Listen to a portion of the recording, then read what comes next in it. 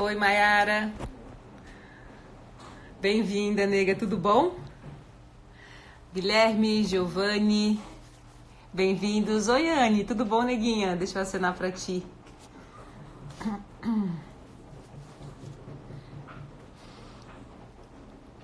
Oi, Wilson. Oi, Ju. Cristiane. Regi. Oi, Regi. Meu Deus, que legal te ver aqui, guria. Como é que tu estás? Que massa. Oi, Danila. Um beijo. Olha, Giovanni, o João Ricardo nasceu já faz 23 dias. Tá aqui em casa. Vocês vão ouvir os barulhinhos. Acabou de mamar. Gostosinho. Mas foi ótimo, tá tudo certo. O baby já nasceu. Oi, Alex, como é que você tá? Tudo bom, Jéssica, Thaís, Fabi? Deixa eu ver. Ana. Vamos lá, people. Hoje, o nosso encontro é sobre... Oi, Duda. Beijo, neguinha. Oi, Seco, tudo bem? Deixa eu ver. Oi, Sabrina. Caroline. Deixa eu acenar aqui o que eu consigo acenar. Que gostoso isso.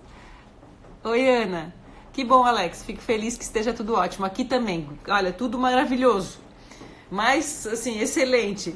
Lembra que quando a gente era pequenininho, a gente ia pra escola, daí tinha a prova, né? Então tinha o ótimo e tinha o excelente. Tá excelente. Oi, Vitor Hugo, tudo bom? Oi, Carla. Tudo bem, neguinha? Como é que estão as coisas aí no Oeste? Ana Lúcia. Oi, Suzana. Bem-vinda também. Então, gente, hoje a nossa live é sobre princípios e valores. Na minha visão, um dos assuntos mais importantes, mais profundos, mais interessantes que a gente pode debater, discutir e, na verdade, refletir, né? Quando a gente fala de princípios e valores, a gente fala de pré-requisitos para... Oi, Fabiola. Oi, Tice. Oi, Tassi. Tudo bom, Thay? Bem-vinda, nega. A gente fala de quais são os pré-requisitos básicos para se viver a vida e todas as nossas relações, né? Engraçado porque quando a gente fala de princípios, a gente fala de começo. Quer dizer, que eu posso ter tudo, eu posso conseguir as coisas, posso até ter alguns resultados e algum sucesso, considerado sucesso pela nossa sociedade, mas se não houver princípios, pode ser que eu me perca em valores e que as coisas não tenham de fato a importância que deveriam. Oi, Eliana, Dai, que mais? Muito bem, muito bem. Marco Antônio, Renê. Oi, Fernando, bem-vindo, nego. Tô doida pra ver o nosso vídeo. Ontem a gente fez um vídeo de Dia dos Pais e o Fernando, que tá aqui, é suporte, marketing, MKT ali. Ficou, putz, muito massa. Fotos, vídeos, a gente já viu assim 1000 vezes as fotografias. Oi, François, nego, bem-vindo. Como é que tá a leitura do Como Fazer Amigos e Influenciar Pessoas? Oi, Pati, linda é você. Obrigada. Legal. Então tá, vou gravar com o Fernando, muito bem, deveria mesmo, Fernando sensacional.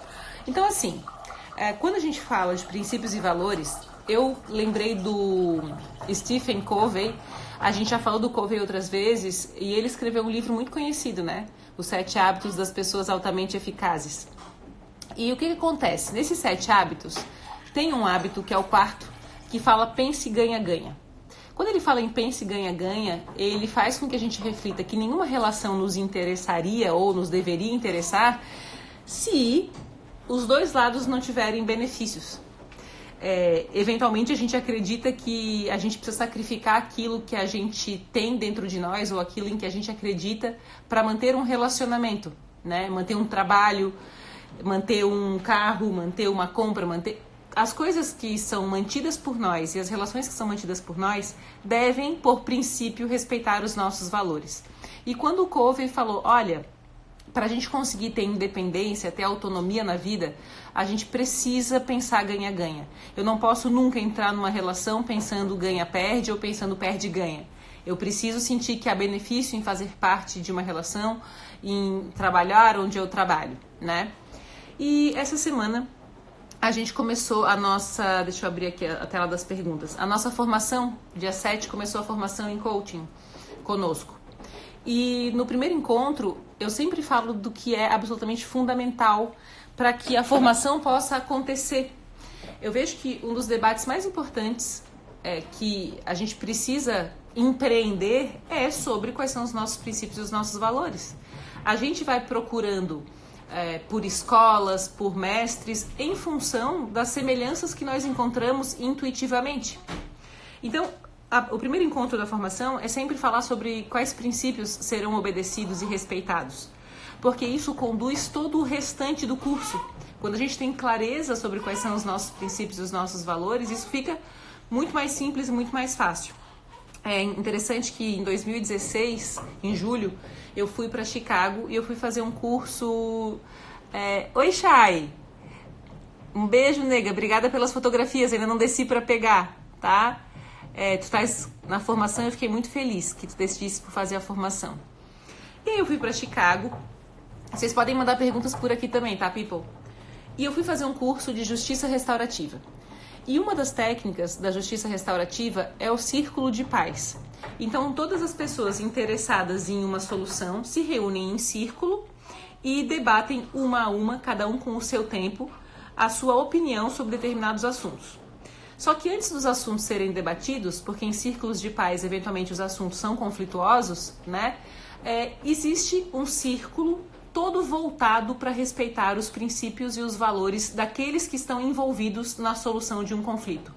Veja como isso é ninja. Quer dizer que se nós temos um conflito, antes de falar do conflito em si, eu preciso resgatar quais são os valores essenciais, quais são os princípios básicos, o que eles chamam nos círculos de paz de guidelines, quais são as linhas condutoras da discussão que está para começar. Então, aquilo me encantou, né? No curso do Life Coaching, no primeiro dia, a gente debate, discute. Oi, Lu, bem-vinda. Oi, Dani, tô com a tua pergunta aqui, tá? A gente discute 3 guidelines básicos, 3 princípios essenciais para que o curso funcione. E a gente faz isso no primeiro dia para garantir que a condução de todo o processo e para que qualquer assunto que seja discutido e trabalhado em sala lembre de que nós todos assinamos o contrato voltado a esses 3 pontos fundamentais, né? A gente sempre diz assim, olha, para que o curso funcione, a gente sempre tem que dizer a verdade. E se a gente disser a verdade, a tendência é que as ferramentas funcionem.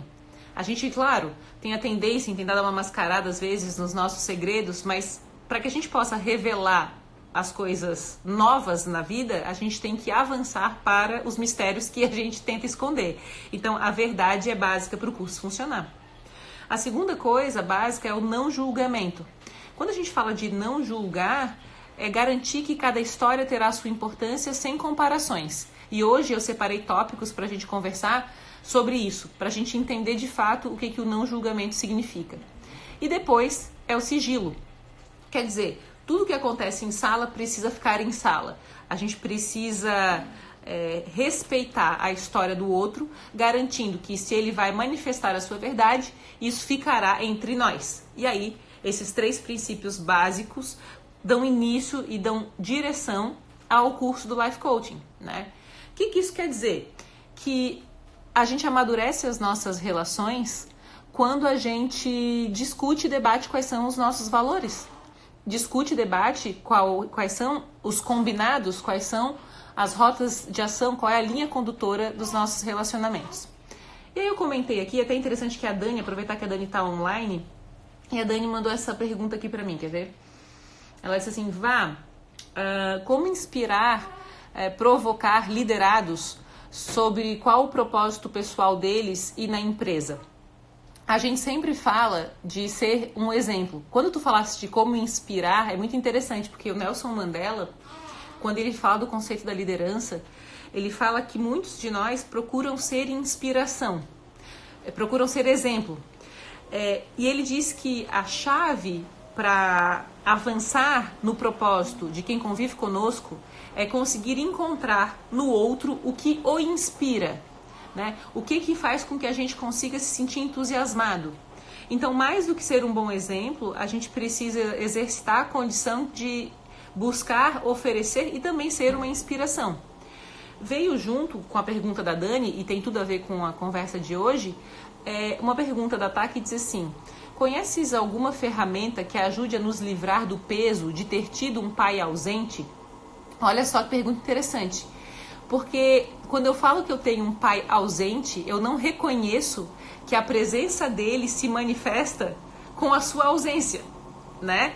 Quer dizer, que tudo que eu tenho desse pai parte da sua ausência e eu preciso entender e aceitar isso para que, em não julgando a condição de não estar presente, eu possa manifestar o valor daquela relação para a minha vida.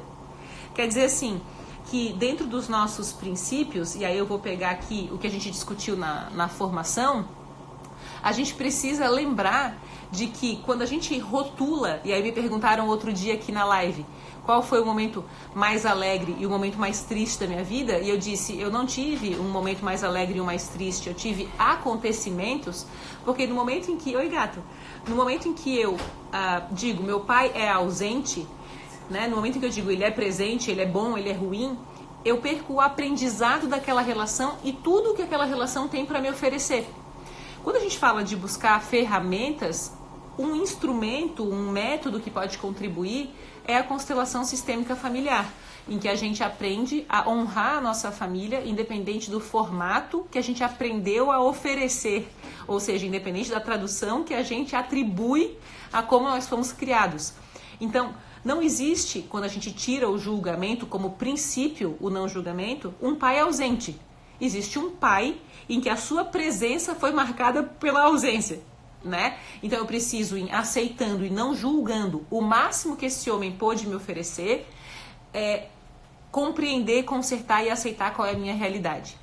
Uma coisa que é legal é ir para a psicanálise, que poderia ser uma outra linha de estudo bem massa para pais ausentes ou para as relações voltadas à mãe, ao pai, aos dois, porque ali a gente vai aprender a entender profundamente os impactos da presença e da ausência de cada um, né? E a constelação eu gosto bastante porque ensina a honrar o fato da gente ter vida, independente do que veio depois dessa vida que nos foi dada por esse pai e por essa mãe, né?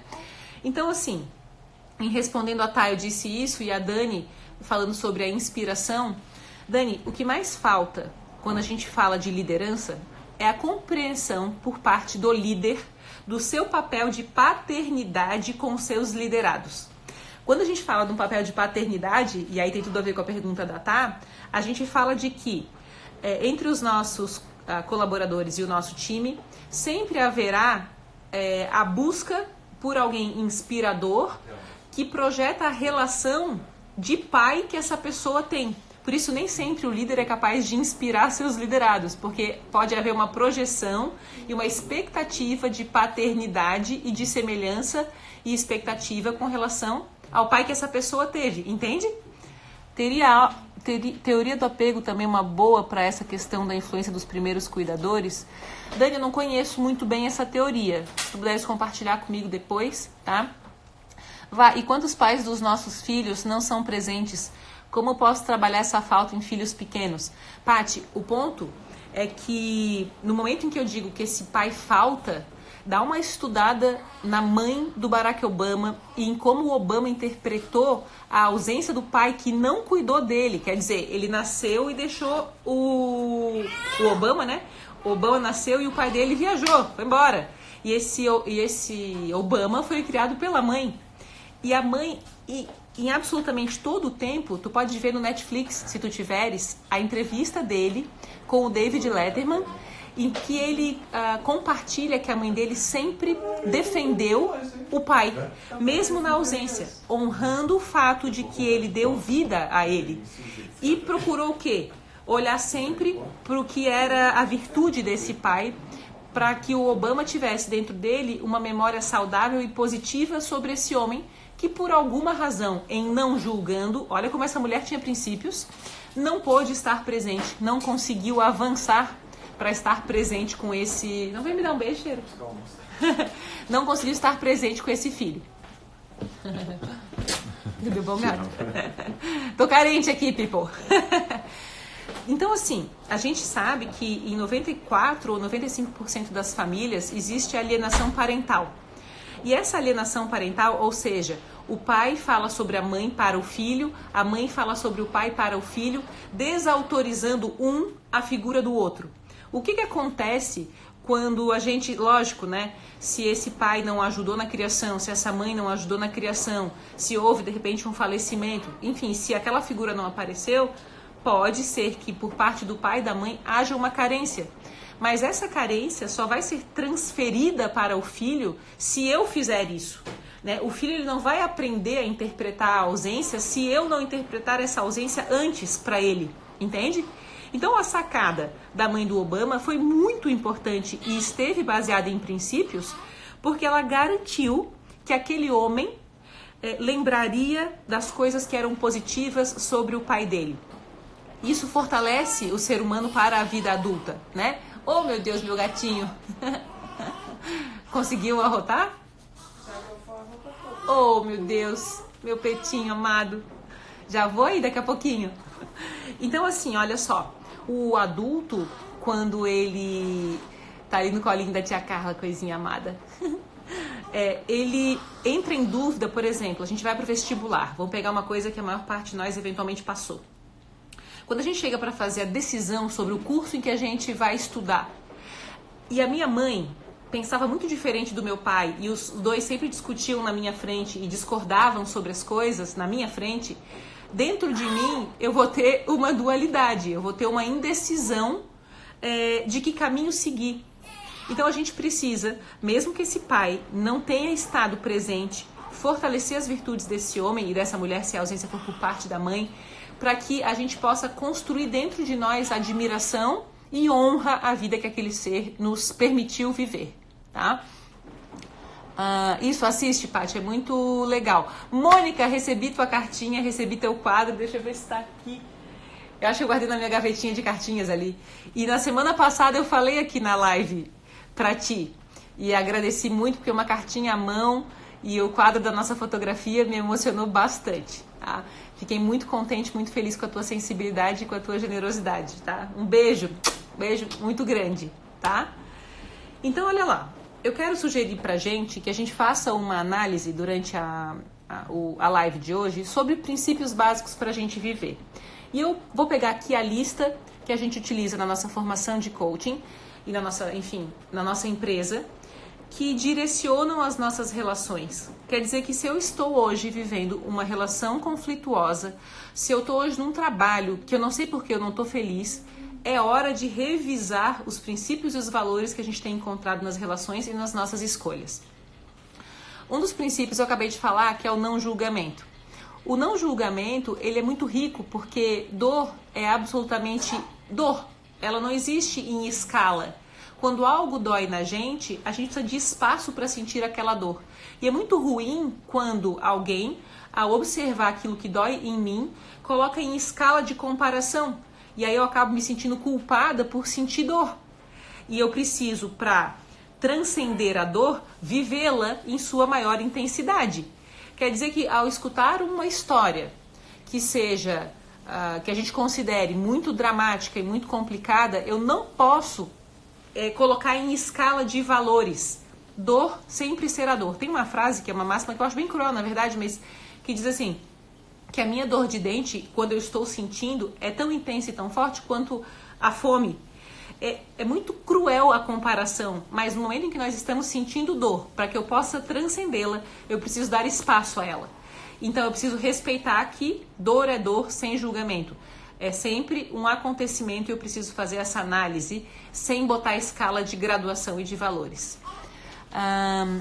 Thay, mas nesse caso, você falando de como os pais devem agir, mas como os filhos, hoje adultos, poderiam seguir em frente sem se apegar a esses sentimentos que nos foram passados?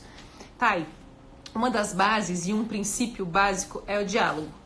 Quer dizer, eu preciso conversar sobre aquilo que eu aprendi a viver, para que eu possa tirar de dentro de mim as crenças e os julgamentos que eu tenho.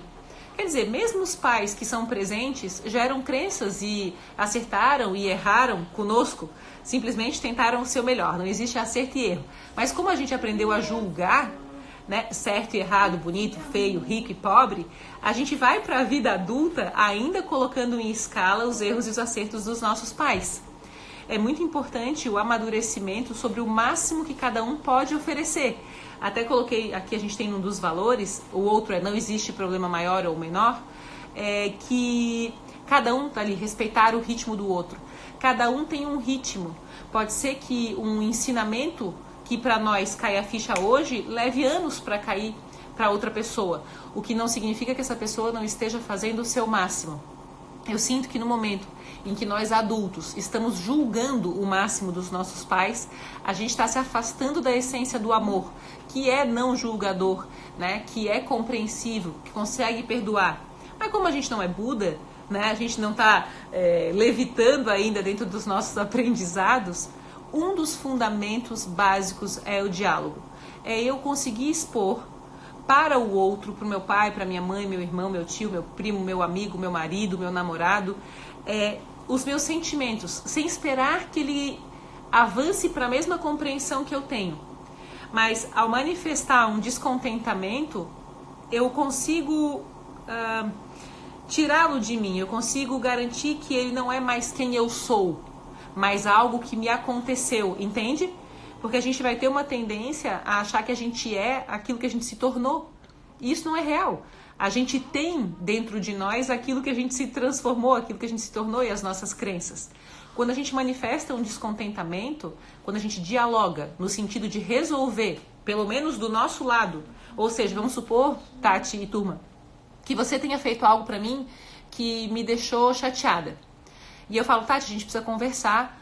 Lembra que naquele dia, né, você me disse algumas coisas que eu não consegui compreender e eu queria compreender um pouco melhor porque não me fez muito bem, me causou tristeza.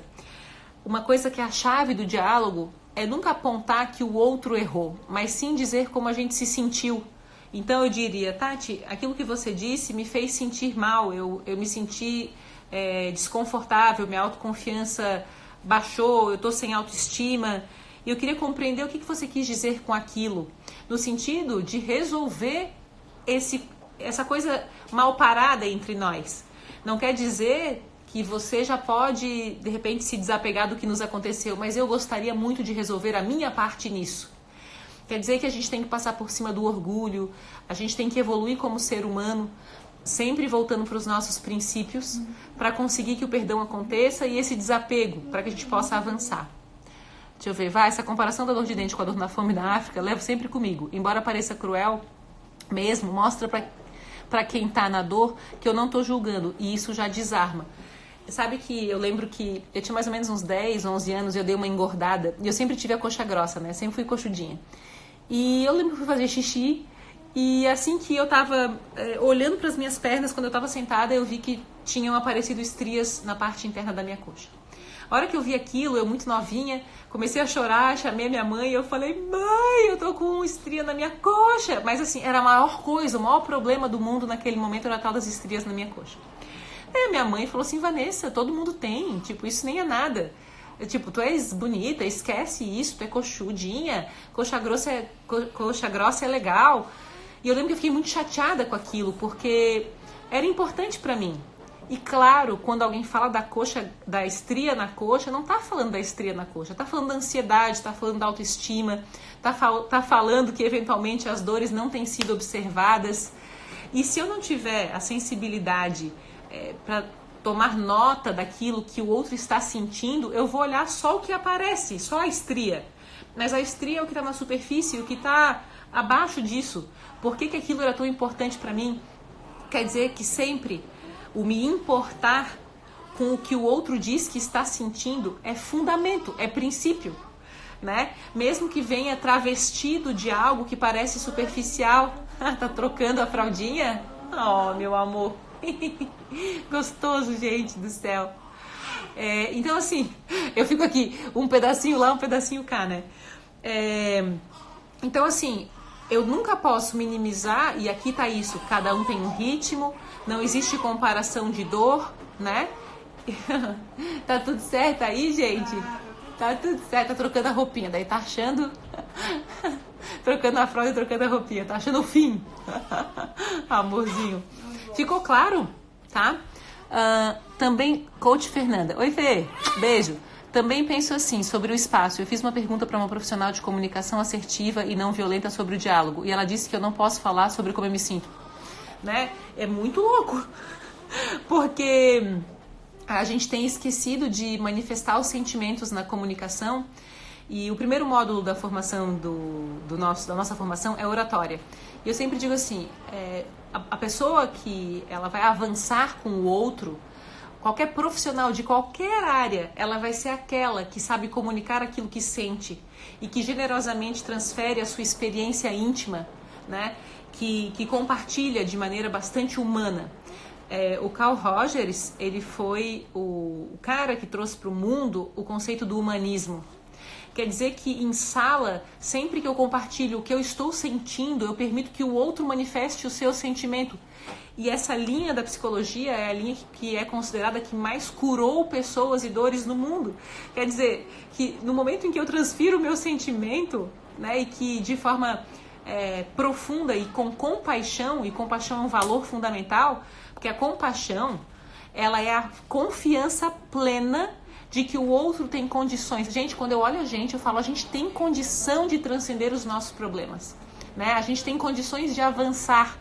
E eu preciso, quando olho o outro, garantir que ele saiba disso. Que não sou eu a pessoa que tenho a força para resolver o problema dele. Que é ele que, se tem aquele problema, deve desenvolver estrutura para avançar, né? E quando a gente fala desenvolver estrutura para avançar, tudo parte desde o princípio do olhar que aquele que inspira o outro dá a ele. Vai dizer que não é animal se a gente compartilha um sentimento quando o outro olha para mim e diz, você tem condições, procure instrumentos, entendo a sua dor. Ou, em não entendendo a sua dor, eu confio na sua capacidade de entender a sua própria dor. E isso tem um valor, Fernanda do céu, tu que é coach também, a gente sabe, não é só a gente que trabalha com isso não, sabe? Os profissionais voltados. Ai, meu Deus, que lindo! Gente... Olha só, Chay, tá aí ainda? Deixa eu ver se a Chay tá aqui ainda. Olha aqui, o Ricardo chegou aqui com... Oh, meu Deus. Que demais. Pera aí, gato, deixa eu só ler aqui o... Oh, meu Deus, tá daqui. Gente, olha o presente que a gente ganhou da Chay. Oh. Acabou de chegar, que lindo. Chega pra cá, gato. Não, aí. Oh, meu Deus. Quem não ama? Quem não ama? Ele rouba todas as minhas cenas mesmo. Gente, que top. Não mandou as outras, né? Tá ali as outras. Que demais isso. Que dia dos pais mais abençoado, hein, gato? Que show. Deixa eu ver se a Chay tá aqui. Não sei se... ô Chay. Viu que lindo? Obrigada. Que top. Poxa, tá demais, nega. Deixa eu ver. Ai, deixa eu ver, olha que sacola charmosa. Não abre, não abre. Eu vou tirar o laço. Não tem problema. Tava com lacinho. Gente, olha que charme a entrega da Chay. Chay Mariano Fotografia. Veio numa sacola. Peraí, deixa eu abrir aqui. Meu Deus, Chay, que demais. Ai, tem cartinha pro João Ricardo. Tem os dinossaurinhos, que tu sabe que a gente chamava ele de T-Rex. A tia deseja as coisas mais lindas do mundo para você. Papai do céu te abençoará muito e trará muitas alegrias para você, papai e mamãe. Amém. Fico muito feliz em ter registrado você tão pequenininho, tornando esse momento eterno através da fotografia. Te amo, tia Chay. Vai, Ricardo, obrigada pela confiança. Lógico, nega. Ai, meu Deus. Ai, não, gente, esse casulinho aqui é tudo. Aqui. Amor da vida, tem um monte. Meu, Chay, que massa. Olha que capricho. Capricho é um dos nossos valores lá na empresa, Chay. E é tão importante quando a gente consegue respeitar os nossos... Ó, gato. Quando a gente consegue respeitar os nossos valores e investir nos nossos valores em tudo o que a gente faz. A gente tem um cartão lá na empresa que ele é feito com aquele dourado que brilha, sabe? E quando eu pedi para fazer aquele cartão, mesmo sabendo que era um investimento um pouco mais alto do que deveria ser, eu sabia que quando a pessoa recebesse em casa, ela ia sentir o meu cheiro, o meu carinho e o capricho, a lembrança e o respeito que a gente tem ao investir na relação que a gente tem com o outro. Ai, Chay, muito obrigada. Quero ver todas, tá? Ó, tu és o máximo. Obrigada mesmo.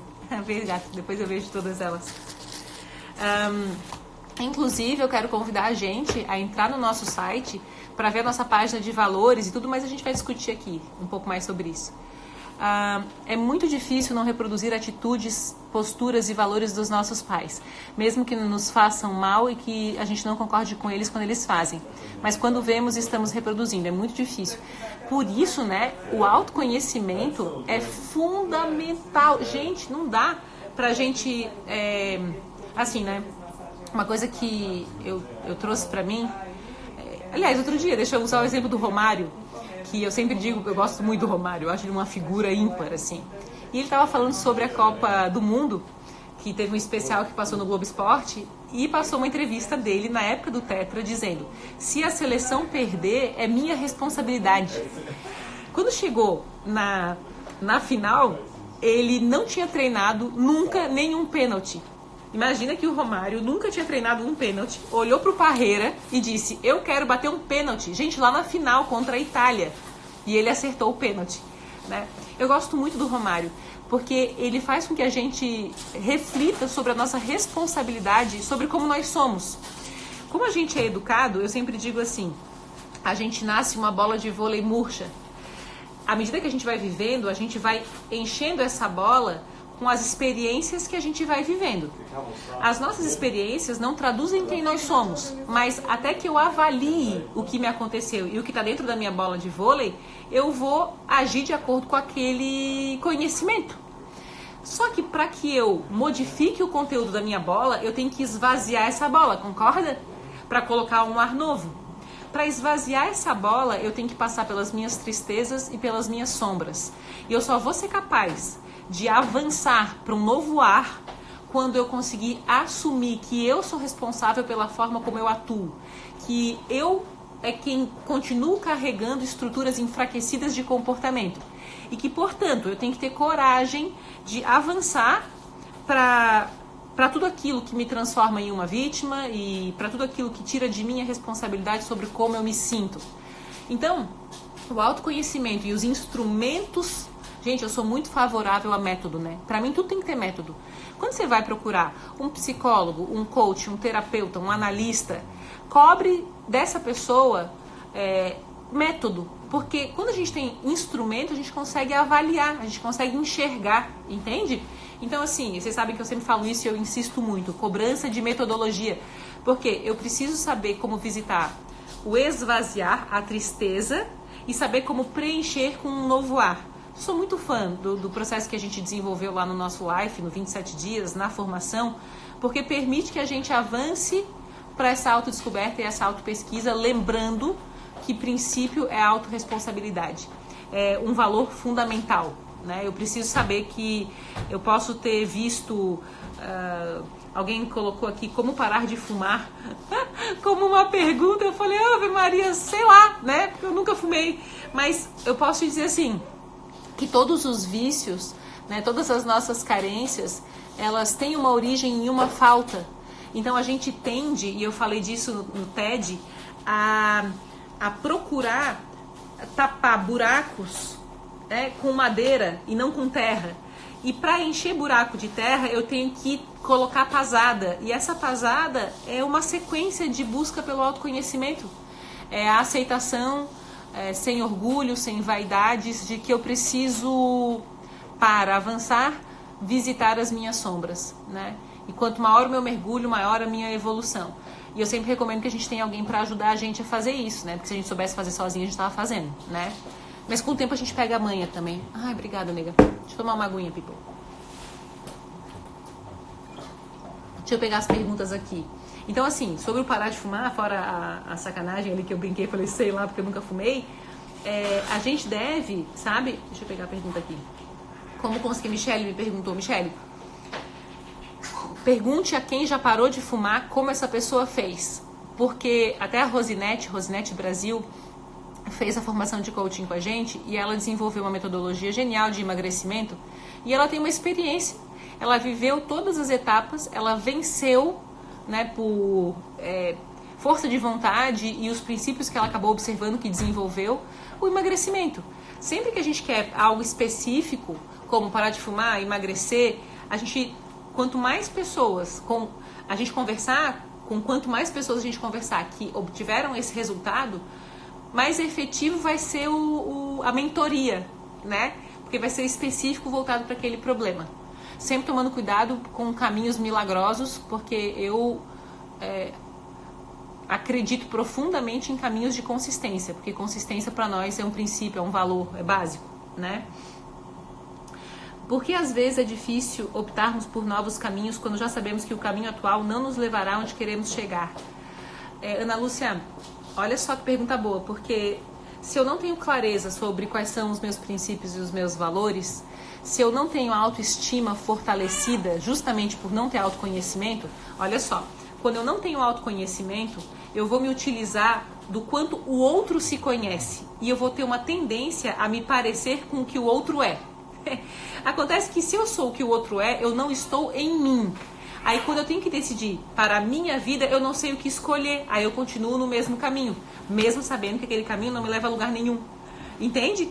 Então, o caminho para que a gente possa avançar para viver a nossa vida e conseguir fazer novas escolhas, mais uma vez, é saber quem eu sou. O que eu valorizo, o que é fundamental para mim.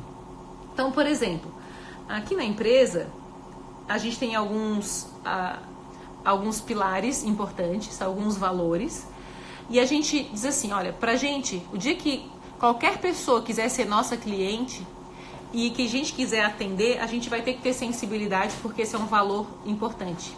A gente vai ter que ter capricho, assim como a Chay, porque capricho é importante para nós. Transparência, autorresponsabilidade, consistência, profundidade, irreverência, bravura, e a gente tem que querer expandir a nossa consciência. Quer dizer o seguinte, Ana e turma, que na hora em que a gente faz a lista daquilo que a gente valoriza, fica mais fácil entender por que as relações não funcionam e por que as relações funcionam. Se eu não tiver clareza desses valores e eu não sair em defesa deles, eu vou sempre escolher relações de pessoas que se valorizam. Quando a pessoa fala assim, essa pessoa se valoriza, é porque ela conhece aquilo em que ela acredita e defende esses valores. A ideia e a grande sacada é que, à medida que a gente for se conhecendo, a gente vai desintoxicando das escolhas que fizeram com que a gente esquecesse ou abrisse mão dos nossos valores fundamentais, né? Empatia, Vá. Em que parte, Fê? Me perdi aqui no que eu estava te dando de resposta. Preciso melhorar muito, Vá, porque percebo o quanto as minhas ações influenciam os meus filhos. Mas a gente sempre tem que melhorar, né? E também acho que a gente não tem que querer de nós o saber tudo. A gente tem que ter humildade, né? Para saber que a gente vai fazer um montão de coisa que vai fazer com que a gente avalie quem a gente é. Não vejo nenhum problema nos nossos erros. Eu vejo problema na reincidência, né? Quando a gente passa por um problema e uma crise, normal. Se aquilo me golpeou pela primeira vez, até depois, se der pra gente olhar, tem nos destaques e também tem lá no nosso site o vídeo do Mentores Online, que fala sobre o quanto eu vejo que a crise, quando golpeia um traço desconhecido em mim, o quanto isso é uma notícia excelente, porque vai me dar a chance de descobrir onde é que eu estou errando. O problema é a reincidência. O problema é quando a gente passa 1 ano, 2 anos, 5, 10 anos reclamando das mesmas coisas sem procurar ajuda. Vá, mas eu fui procurar ajuda uma vez e aquela pessoa me disse uma coisa nada a ver. Procura ajuda a segunda vez. Procura ajuda a terceira, a quarta, a quinta. Às vezes não vão acertar de primeira e às vezes é a soma de todas as ajudas que a gente procurou que vão fazer com que a gente avance, concorda? Eu acho que os nossos filhos, eles vão admirar na gente não as nossas virtudes ou os nossos defeitos separadamente, eles vão admirar a nossa vontade de sempre melhorar e o nosso compromisso em ser melhor, né? Não o nosso discurso em ser melhor. Então, na hora em que a gente quer inspirar um filho, não é sendo a melhor pessoa que existe, mas é querendo ser e se comprometendo no caminho em querer ser uma excelente pessoa. O compromisso com a evolução, na minha visão, é o que pode gerar uma grande admiração por parte dos nossos filhos para nós, né? Acho que quando eu estiver lá velhinha e eu morrer, eu vou querer que digam isso, que eu era comprometida com a minha evolução e que eu era capaz de avançar para as minhas sombras e para a minha profundidade, para desbravar o melhor que está dentro de mim. Porque na minha visão nós somos filhos de Deus. Então a gente deve ser sensacional. Quando existem limitações, são coisas humanas. E a vida vai aproximando a gente de Deus pelas nossas experiências e pelas nossas crises e pelas nossas alegrias, né? Deixa eu ver. Entender a diferença entre empatia e compaixão após a primeira aula de coaching me libertou de muitas crenças. Ana, não é top, né? Essa coisa da gente ter empatia é muito rica. Porque a gente fala assim, empatia é ninja. Eu estou sentindo o que o outro sente. Mas a empatia carrega consigo alguma vaidade.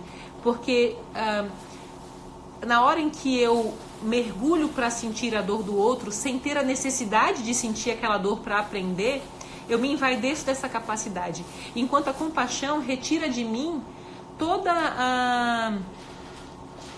a importância de fazer a dor pelo outro, sabe? A compaixão é a minha entrega total de responsabilidade, de força e de confiança para que o outro se desenvolva, né? Top, nega. Como é importante, né? A Ana está fazendo, a Chay e a Ana estão aqui online, estão fazendo a formação e realmente a discussão e o debate sobre os valores já transforma a nossa alma no começo, né? Acho que vamos errar e acertar sempre, mas no momento. A gente, assim, sabe, Nádia? Não existe erro e acerto, existe um acontecimento. E eu preciso, com o acontecimento, fazer uma análise e uma avaliação de onde foi que eu parei para descobrir algo que não estava bem trabalhado dentro do meu caráter, né? Oi, Kelly. Beijo. Valeu, Lu. Obrigada, Chay. Super pra posteridade. A gente vai pendurar aqui em casa e quando tiver eu te mostro, tá? Todo mundo. Ai, que lindo, que lindo. Tá.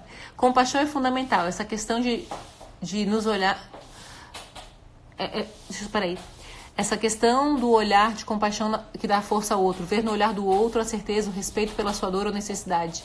E a certeza de que você consegue. Exatamente. Pô, é o bicho quando alguém fala, não, tu dá conta, let's go, né? E fala, tu pode muito mais. Eu lembro que quando eu jogava vôlei, eu jogava num time, eu era reserva do time, o time era muito bom e eu era provavelmente uma das piores, eu entrava só de vez em quando no jogo, eu jogava no Clube 12 e a gente teve estadual e tal, e de vez em quando eu ficava feliz que eu podia jogar e eu achava sensacional que eu tava num time de gente que era muito melhor do que eu, porque quando chegava o treino, o treinador treinava comigo com a mesma intensidade e a mesma força que treinava com as que jogavam muito bem. E eu lembro que o meu avanço, turma, em um semestre jogando no 12, foi um negócio surreal. Eu conseguia sacar viagem, eu conseguia cortar, eu até bloquear de vez em quando conseguia, porque eu nunca tive impulsão, então eu era uma péssima bloqueadora. E por quê? Porque eu estava treinando com gente que acreditava que eu podia performar mais. Porque eu estava junto com gente que era muito boa, sem me envergonhar de ser a pior do time, sabe? Aquilo me fortalecia. Então, na hora que a gente quer crescer, a gente tem que retirar toda a nossa vaidade, todo o nosso desejo de ser sensacional. Porque a gente está aqui para compartilhar. E como é sensacional quando alguém nos inclui no time, dizendo, você pode jogar nesse time, pega essa cortada aqui, avança para um gesto melhor, treina o dobro de perna, porque estrutura a gente tem, né? Isso é a inspiração da sua empresa, colocar amor nos detalhes. Ai, Chay, obrigada. Superar e vencer seu problema e desafio nos dá uma força tão grande que bom. Verdade, fiz muita terapia sem resultado por falta de método. Não é, Mônica? Essa coisa de início, meio e fim, análise, ser tangível, a gente organizar os nossos pensamentos, mas sobretudo, quando a gente vai escolher alguém para ajudar a gente, eu sei que eu estou falando de uma coisa que para mim é muito importante, então eu não consigo não defender isso profundamente. A gente só vai com o outro até onde a gente foi com a gente. Quer dizer que a gente tem que escolher intuitivamente, por sentimento, mas também, além do método, alguém que a gente sabe que vai avançar com a gente, que vai escutar a nossa demanda e vai caminhar com a gente pelo quarto escuro, né? Que vai levar a lanterna para iluminar. Então, se não tem lanterna para iluminar, vai estar todo mundo na escuridão, né? Por isso que eu falei o negócio do parar de fumar ali. Essa pessoa já entrou no quarto escuro, ela sabe como fazer. Oi, Sandra, um cheiro pra ti também. Lembro de ti sempre, porque a pomadinha que eu tô usando no João Ricardo foi a que tu me desse. Legal. A Aline falou assim, explica a diferença de princípios e valores. Princípio é tudo aquilo, Aline, que não tem escala. E valor é tudo aquilo que tem escala. Como assim?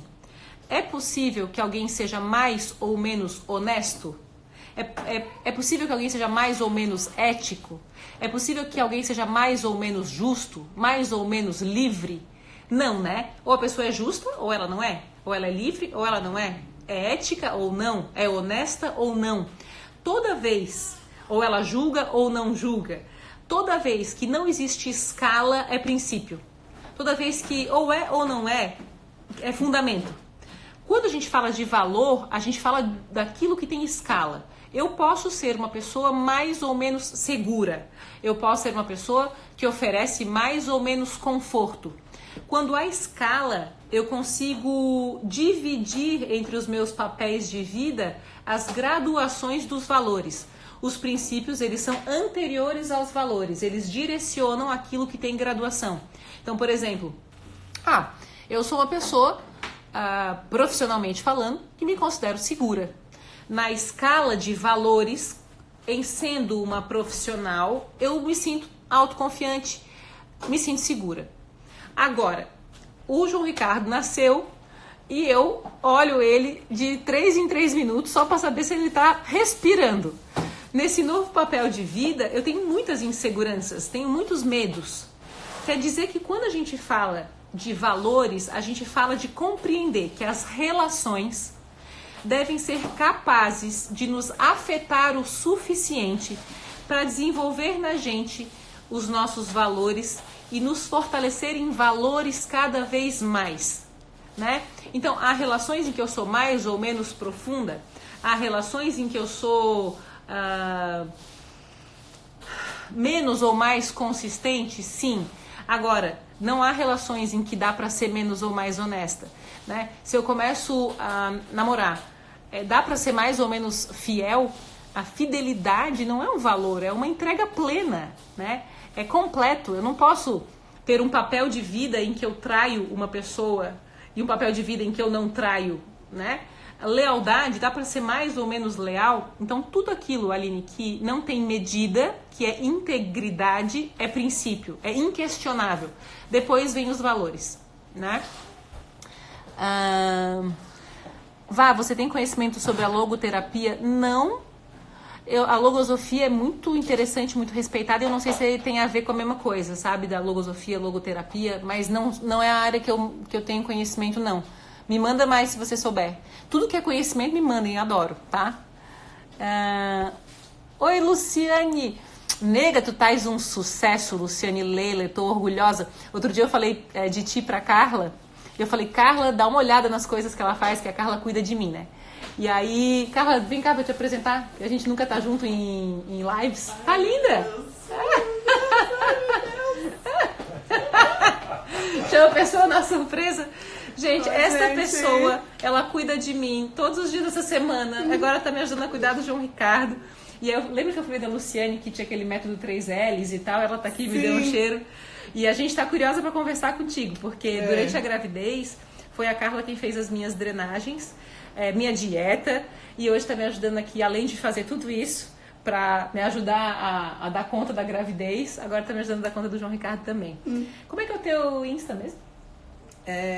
Globis 123. Globis é Globis 123. Então, se vocês quiserem chamar a Carla, não vai tirar ela de mim, mas ela faz.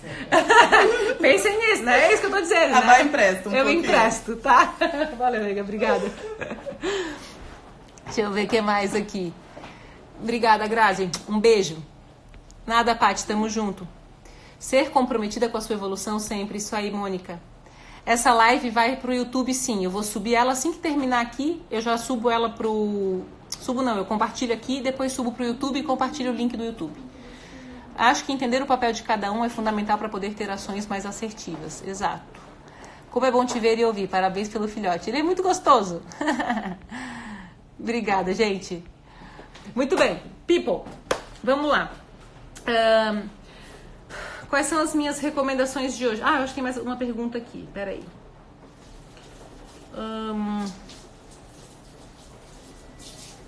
Opa. Existe algum processo anterior que deve ser feito antes de fazer um curso de coaching? Gente, deixa eu só falar um negócio muito louco que aconteceu comigo ontem. Eu recebi uma mensagem aqui no Instagram de uma menina que está fazendo um processo de seleção para uma empresa E essa empresa mandou um e-mail para ela dizendo que ela estava pré-selecionada à vaga, dizendo que ela tinha que fazer um curso de capacitação para que ela pudesse ter uma chance maior de pegar aquela vaga. E o curso custava R$ 39,90. E o link do curso estava nesse e-mail, tá? E ela me perguntou o que eu achava disso. Eu, assim, eu fiquei muito intrigada com aquilo, porque é muito complicado quando há pré-requisitos para determinadas coisas e quando há investimento para isso. Se isso acontecer com a gente, eu acho até que vale a pena a gente pesquisar se isso não é ilegal, e foi o meu feedback para ela, porque ela está perguntando se tem pré-requisito para fazer curso de coaching. No Brasil, não existe uma legislação que atua na defesa da profissão do coach, né? Estados Unidos, Inglaterra e tal, existe uma profissão, uma certificação, e no Brasil isso não é real. Quer dizer que qualquer pessoa poderia fazer uma formação de uma tarde, poderia pegar um livro e começar a atuar como coach, né? Justamente por não ter um pré-requisito para isso. A minha instrução sempre será compreender que para a gente avançar é muito legal se capacitar, mas para se formar coach não existe um pré-requisito específico e nem para fazer um curso de coaching, né?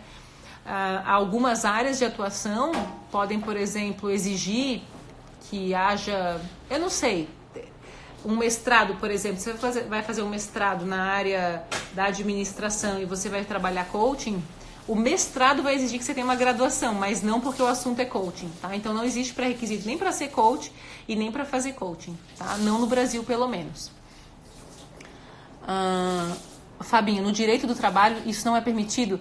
Pois é, Fábio, que loucura, né? A Fábio é nossa advogada e sempre nos dá ajuda nos nossos temas em geral. Eu fiquei muito impressionada com aquilo. Ela fez, inclusive, o print do e-mail e me mandou.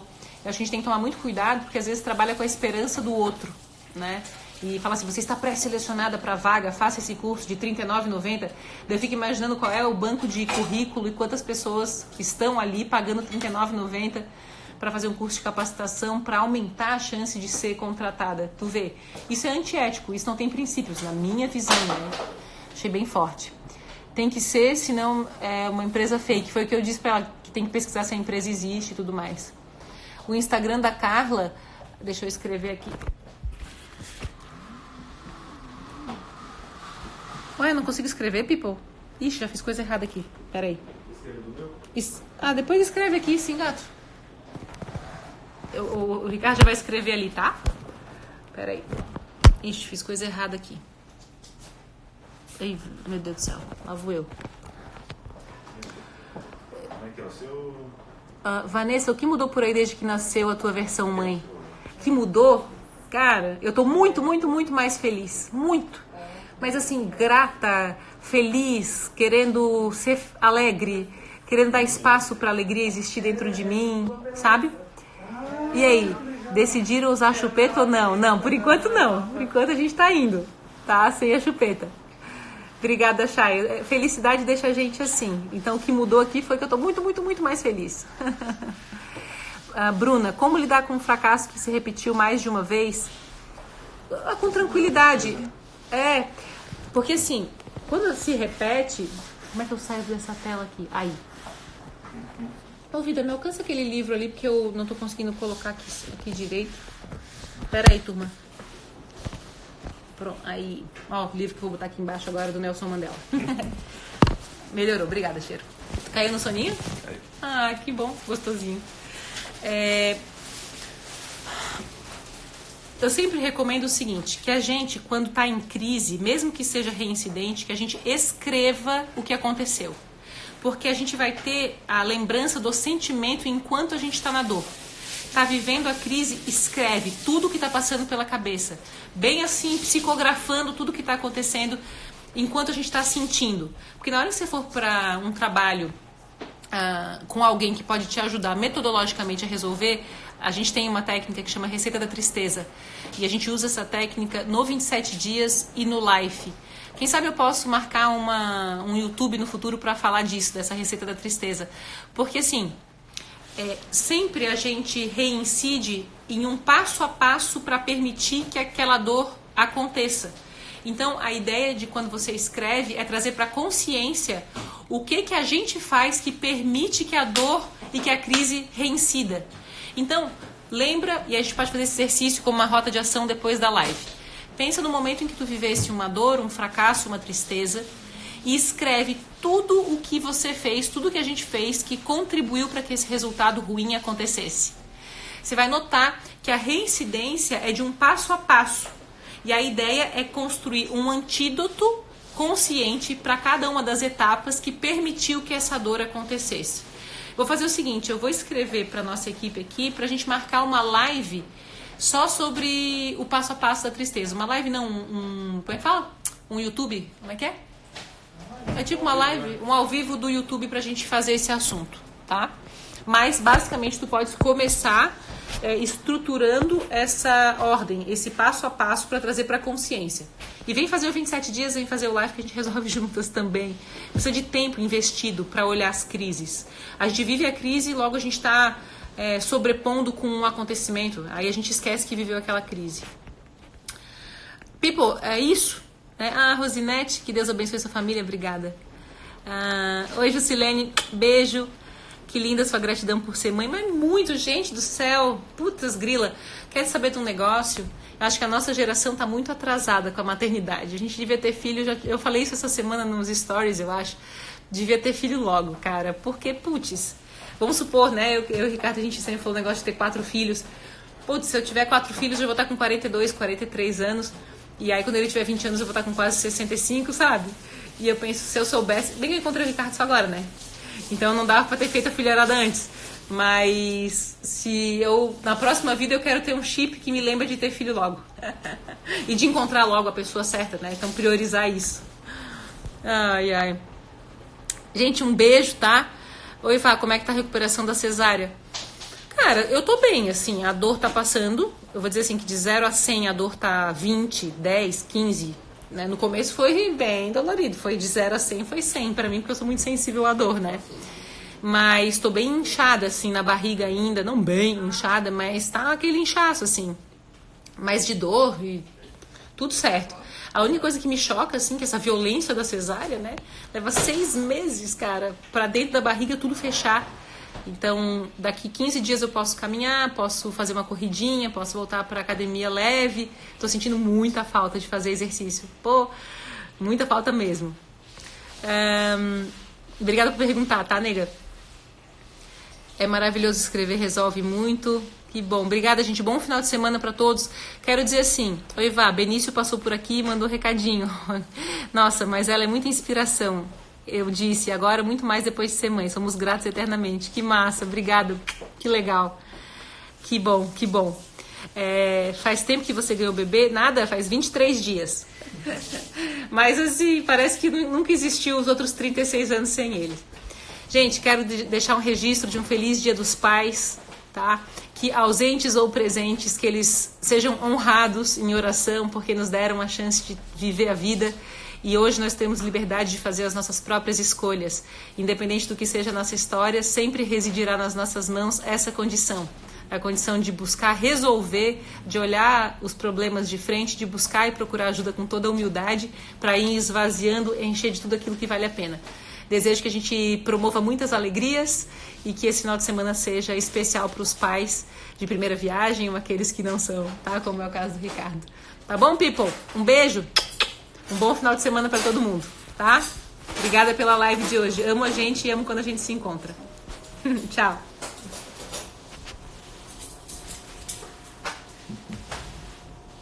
Ai, dá vontade de ficar olhando. Não consigo ir embora. Tô te mandando parabéns, cheiro. Obrigado.